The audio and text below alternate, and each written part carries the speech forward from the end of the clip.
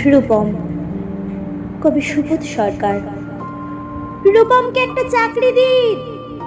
MA pass, বাবা নেই, আছে প্রেমিকা, সে আর 2-1 মাস দেখবে, তারপর নদীর এপার থেকে নদীর ওপারে গিয়ে বলবে, রূপম আজ চলে, তোমাকে মনে থাকবে চিরদিন। রূপমকে একটা চাকরি দিন, যে কোনো কাজ, পিয়নের কাজ হলেও চলবে।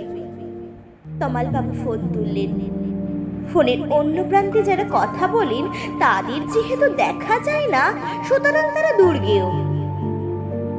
তমাল বাবু মামাকে বললেন রূপমের একটা চাকরি দরকার।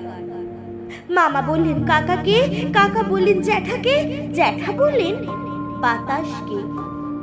মানুষ জানলে একরকম, কিন্তু বাতাস জালে প্রথমেই ছুটে যাবে দক্ষিণে, সে বলবে দক্ষিণের অরণ্যকে, অরণ্য বলবে আগুনকে, আগুন গেল আলামুদ্দিন স্ট্রিটে, আলামুদ্দিন ছুটল নদীকে বলার জন্য, নদী এসে আছড়ে পড়লো উপকূলে।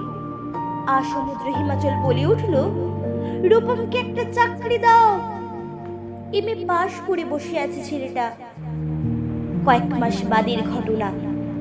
আমি বাড়ি ফিরছিলাম সন্ধ্যেবেলায়, গলির মোড়ে 7-8 জনের জটলা দিকে থমকে দাঁড়ালাম।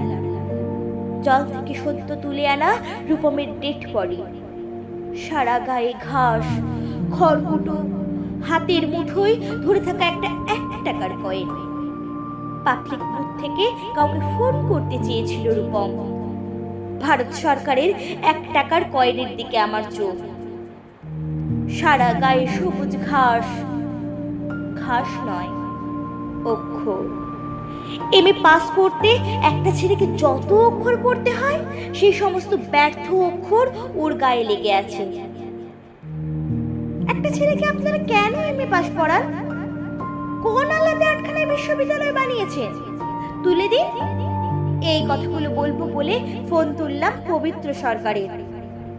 ফোন বেজে উঠল, ফোন বেজে চলল, ফোন বেজেই চলল। 20 বছর ধরে ওই ফোন বেজেই চলেছে, আরো 20 বছর বাজবে।